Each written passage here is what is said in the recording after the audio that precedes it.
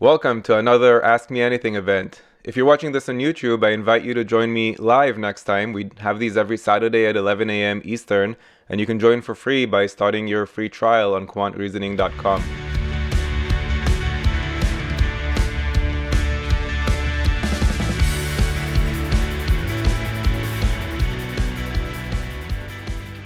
Given a positive number n, when n is rounded by a certain method, we'll call it method y. So we were rounding by a certain method. The result is 10 to the power of n. I'm noticing that this is a lowercase n versus an uppercase n.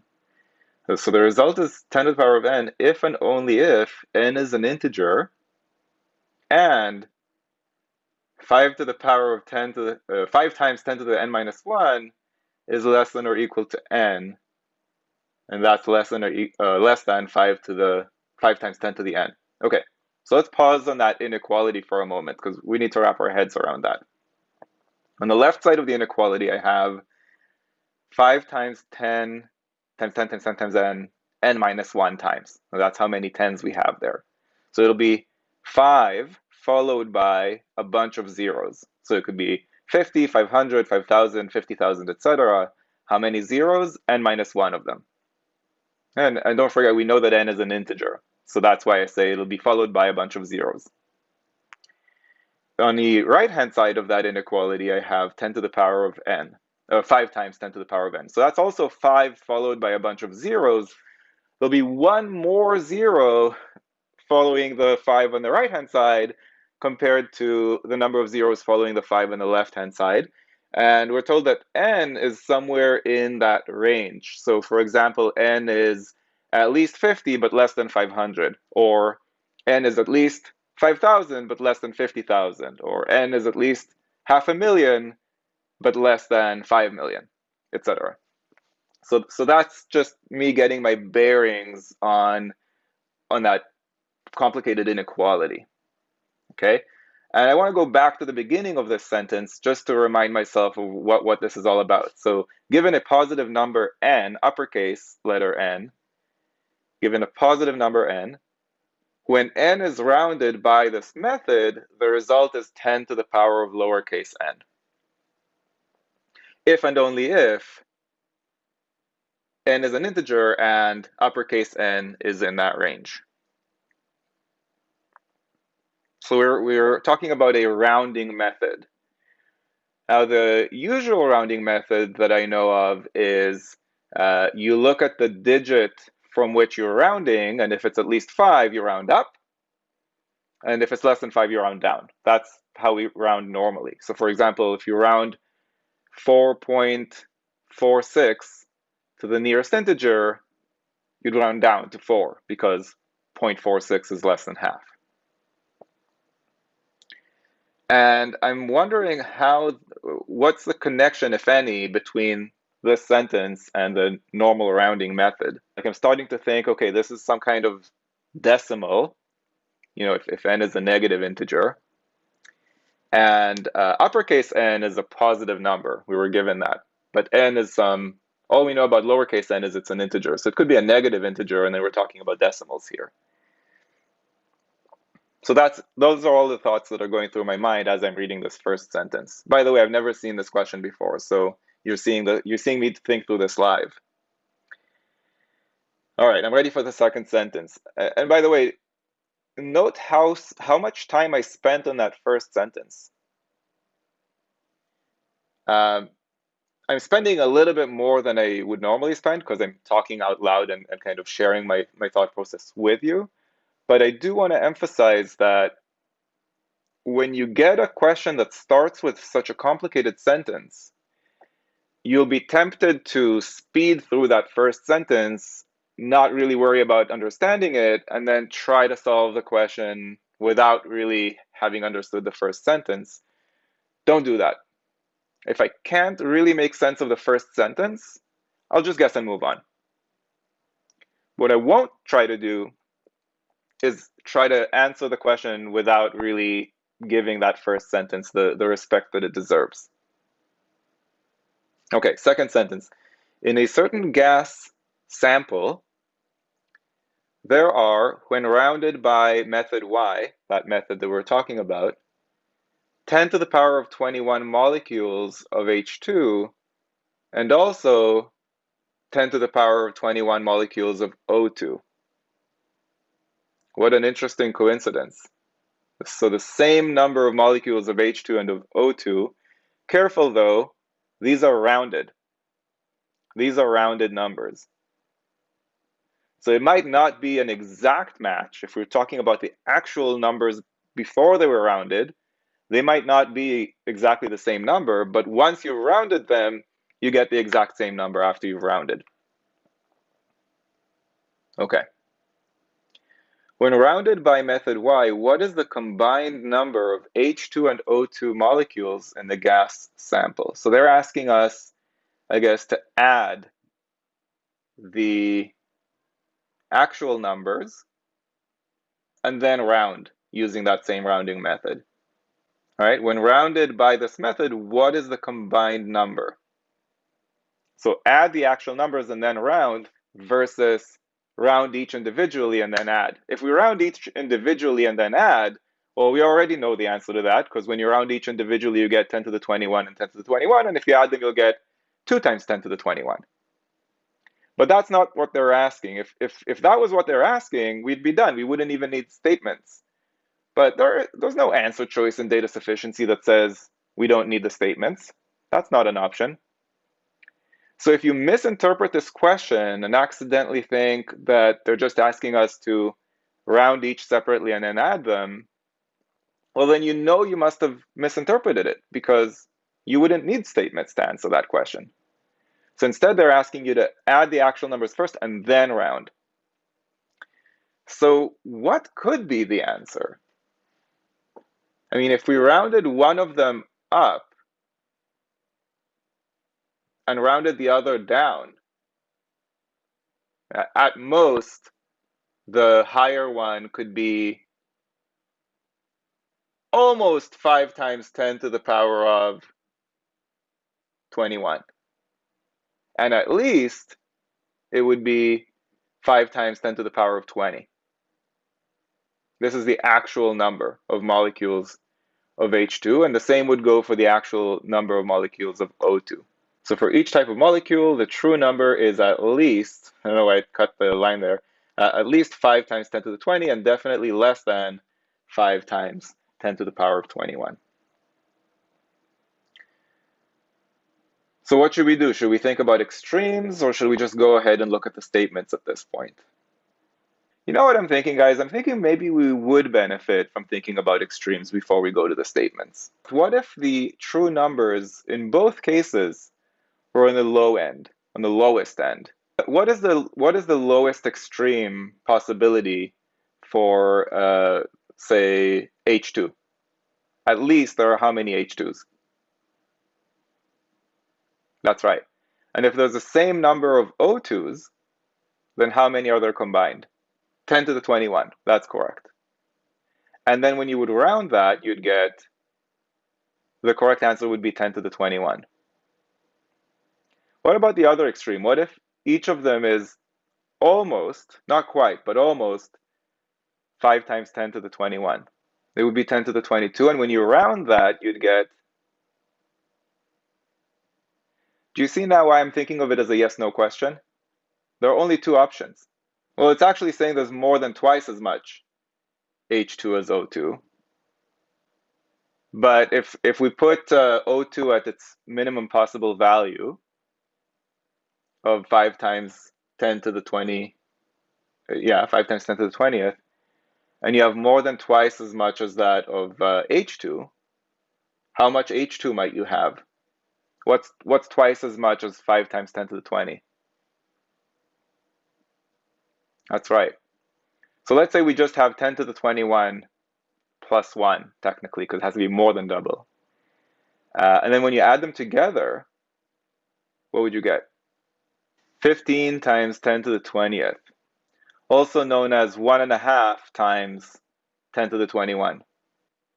So using method y, applying method y to the number 1.5 times 10 to the power of 21, what would it get rounded to? Yeah, it would get rounded to 10 to the 21. So it is possible with statement 2 to get the lower of the two answers, to get the 10 to the 21. Is it also possible to get 10 to the 22 with statement 2? I think we can. Let's take the biggest possible number for O2. The biggest possible number for O2 is 5 times 10 to the 21, correct? Well, technically it will be 1 less than that, but close enough. So 5 times 10 to the 21. Now what's the biggest possible number for H2? Oh, sorry. This is H2. We have to take the biggest possible number for H2 because H2 is the bigger of the two. So then O2 would be capped at half of that. So half of that would be 2.5 times 10 to the 21. If you add those two together, you get 7.5 times 10 to the 21. Is that right? And what would that get rounded to? So we are getting two different answers. Statement 2 is not sufficient on its own. These are the two possible sums. 1.5 times 10 to the 21 would round down. 7.5 times 10 to the 21 would round up. Statement 2 is not sufficient on its own. All right, so statement 1, the number of H2 molecules and the number of O2 molecules are each less than 3 times 10 to the 21. But what if they're 2.999999 times 10 to the 21? You could get all the way up to practically 6, almost 6 times 10 to the 21, which would get rounded up to 10 to the 22. But then if they're much less than 3 times 10 to the 21, I mean, for all I know, they're exactly 10 times 10 to the 21, and you've got two of them, well, that's 2 times 10 to the 21, which gets rounded down to 10 to the 21. So statement 1 also allows for both possibilities on its own, and we're down to answer choices C versus E. So how do we combine these statements? I mean, we'd have to take H2 to be the one that's kind of touching 3 times 10 to the 21, because H2 is the bigger of the two when you look at statement 2, which would cap O2 at 1.5 times 10 to the 21 at most. So the greatest possible number of H2 molecules is 3 times 10 to the 21. Again, recognizing that it can't quite be 3 times 10 to the 21, but it could be 1 less than that. And O2 would be capped at 1.5 times 10 to the 21. And again, I recognize that it can't actually be 1.5 times 10 to the 21, but it can get very close to that. And those are the maximum possible values for H2 and O2 when we combine the statements. And even when we take those maximum possible values, we still are just under 4.5 times 10 to the 21, which would get rounded down to 10 to the 21. So when we combine the statements, the higher option of 10 to the 22 is no longer an option, and therefore the correct answer is C. In this case, when I combined the statements, I didn't even look at the minimum possible values of H2 and O2. I just looked at the maximum possible values of H2 and O2, because if I can't get to 10 to the 22 with the maximum possible values, then I won't be able to get to 10 to the 22 with any values. And that was my strategy, was to just show that when we combine the statements, one of the two possible answers is eliminated, leaving us with only one possible answer, which of course means that this is sufficient. I don't know why anybody would actually try this question on a test. I still think we learned valuable ideas from it. And let me just repeat them very quickly. So, and they all have to do with data sufficiency. So number one, if you're not going to take the time to understand the question properly, then just don't do it. Just guess and move on. Number two, when you do take the time, really take the time and really think about what are the possible answers here. And if you realize there's only two possible answers, then it's not a value question anymore. It's a yes/no question. Number three, before you go to the statements, why do you even need statements? Right? If I read the question and feel like, oh, I already know what the answer is, well, then the statements aren't necessary, but that just means that I misunderstood the question. And if I misunderstood the question, I either need to read it again and understand it better, or guess and move on. And number 4 is think about the scenarios strategically, meaning what's the minimum possible case? What's the maximum possible case? If the maximum possible case can't get me to the higher of the two options, then no case would get me to the higher of the two options, which means the higher of the two options is eliminated, which means this is sufficient. Those are all ideas that would be applicable in a much easier question as well. So I really think those are the lessons that we should learn from this. I'm just going to create here another question that kind of mimics the logic of the original question, but has a much easier content. So it's a yes/no question. Right? Either the sum of x and y is greater than 30 or it's not greater than 30. Two options. Do you see that the logic is similar to the original question, just in terms of the data sufficiency? Like thinking about extremes? I mean, with statement 2, I would definitely start with statement 2 here, because we don't even know if they're positive or negative. So how could it possibly be sufficient to answer the question? And with statement 1, you'd think about extremes, right? You'd say, well, they could each be 10.0001, and then their sum would not be greater than 30, but they could also be in the billions, and then their sum would be greater than 30. So you can get both answers there. But when you combine them, if you know that y is at least 10, or more than 10, then x must be more than 20, and together they must be more than 30. So I just thought I'd try to mimic the data sufficiency logic of that original question with this much simpler question. So what do we have here? Apples are 70 cents each and bananas are 50 cents each. If a customer purchased both apples and bananas from the stand for a total of $6.30, what total number of apples and bananas did the customer purchase? So I think the first thing we probably want to do is reduce everything by a factor of 10, just to make the numbers easier to work with. So, and forget about the dollars and cents. Just make it 7 per apple, 5 per banana, and 63 total. And that's a good way to start, just to simplify the math. So each apple is 7, each banana is 5, total is 63. Now, conceptually, what we're dealing with here is the sum of two different products. All right, 63 is the sum of some multiple of 5 and some multiple of 7. And the reason I say that is because we have an integer constraint here. The actual number of apples has to be an integer, and the actual number of bananas has to be an integer.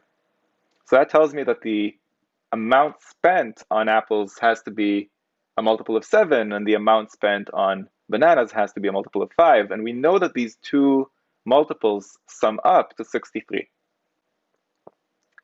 So there are two ways to go from here. I can either start subtracting multiples of 5 from 63 and keep asking, now is it a multiple of 7? Now is it a multiple of 7? Now is it a multiple of 7? Now is it a multiple of 7?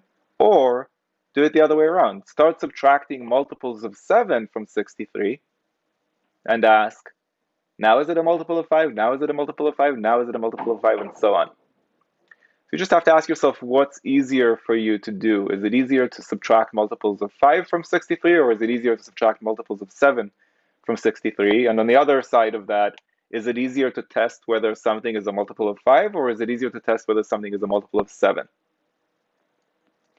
Now, in this case, the numbers are pretty small. They're all going to be less than 63. So assuming you know the times table, it probably doesn't matter that much which way you go. I would probably just subtract 5s.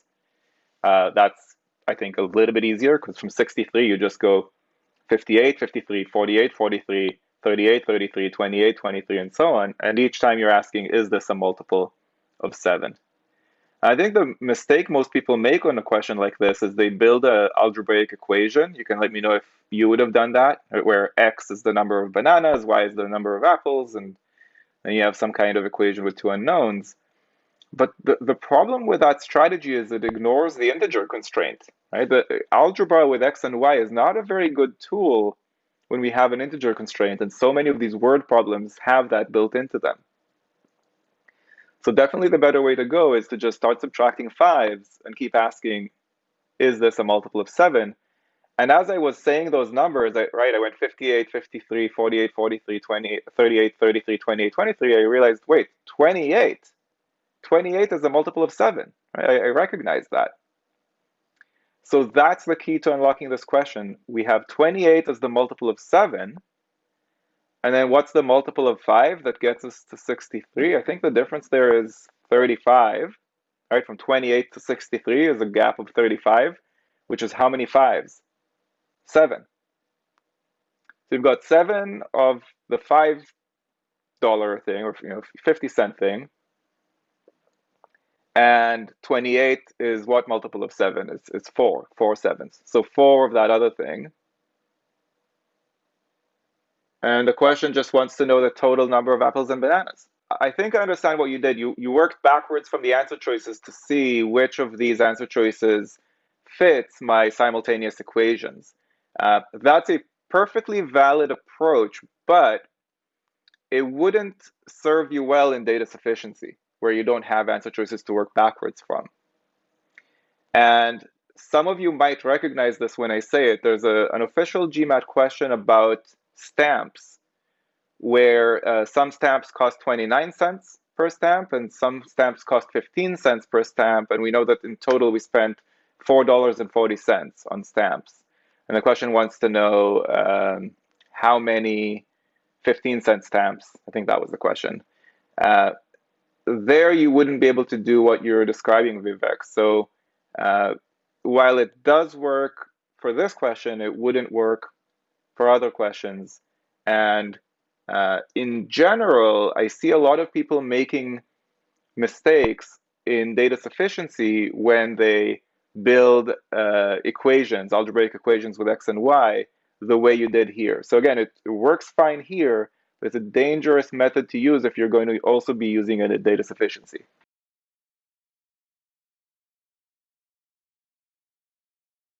Y is always going to be negative no matter what.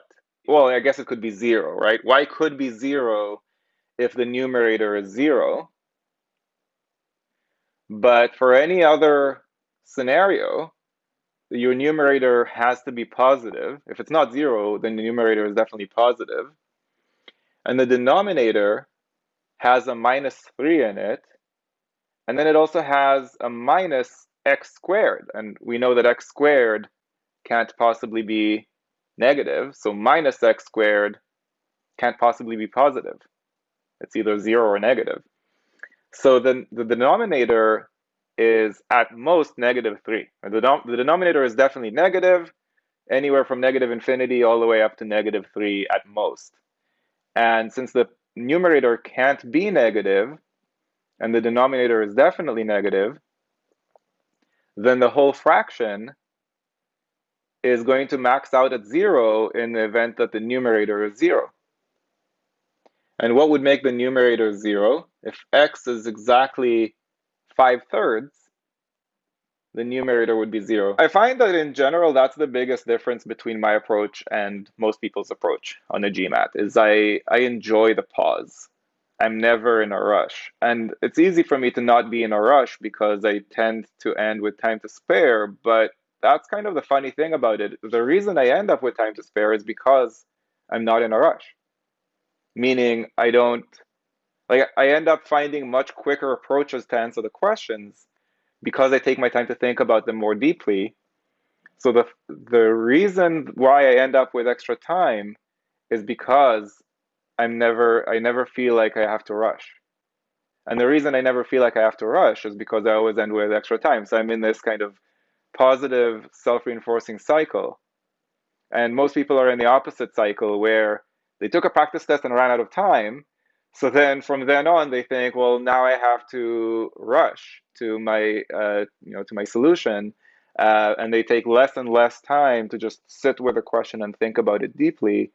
And then they run out of time even worse because they didn't take the time to think. And the next time they're even more rushed and so on. So it's you have to, if you're in that cycle, that negative cycle, then you have to try to break that.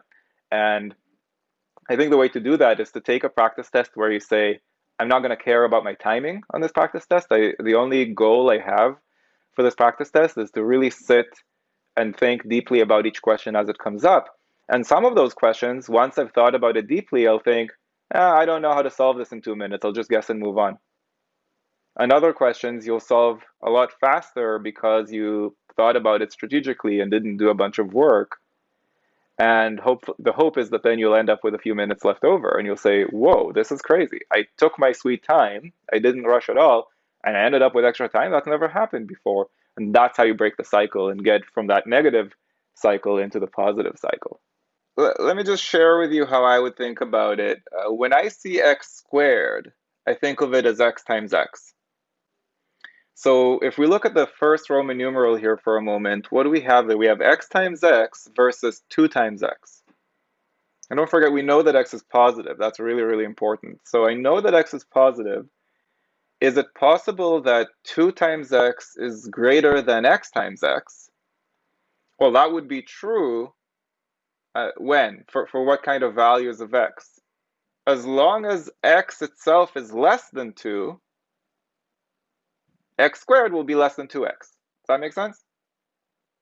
X times x is less than 2 times x as long as x is under 2. Again, assuming x is positive, which we know here is the case. So that's what I'm getting from that first part of Roman numeral 1. Right? This would work as long as x is under 2.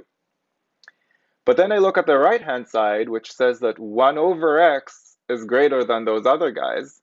And I wonder, well, under what circumstances would 1 divided by x be greater than 2x and x squared? And I'm thinking, well, that would happen as long as x is a fraction between 0 and 1. So is it possible that both of those things are true at the same time, that x is less than 2 and also x is somewhere in between 0 and 1, is some kind of fraction between 0 and 1? Can x be a member of those two groups at the same time? Absolutely. So that's how we kind of prove to myself that 1 is possible. And I would go ahead and eliminate answer choices A and C right there. And that's my strategy for Roman numerals, is I eliminate answer choices as I go, because sometimes it turns out I only had to evaluate 2 of the Roman numerals. So I always start with the easiest one, then the second easiest one, and sometimes sometimes that's good enough because I've already eliminated 4 answer choices. So I'll go to the second one now, and notice that in the second one, I'm now comparing it to the first one. They're similar in that in both of them, x squared is less than 2x. Is everybody seeing that? Roman numeral 1 and Roman numeral 2 are the same in terms of x squared and 2x. In both of them, x squared is less than 2x. And I've already done the thinking for that part. Right? That would happen as long as x is under 2. But this time, we have that 1 over x, on the one hand being greater than x squared, which would only happen if x is a fraction between 0 and 1. And on the other hand, it's less than 2x. Is it possible that x is a fraction such that 1 over x is less than 2x?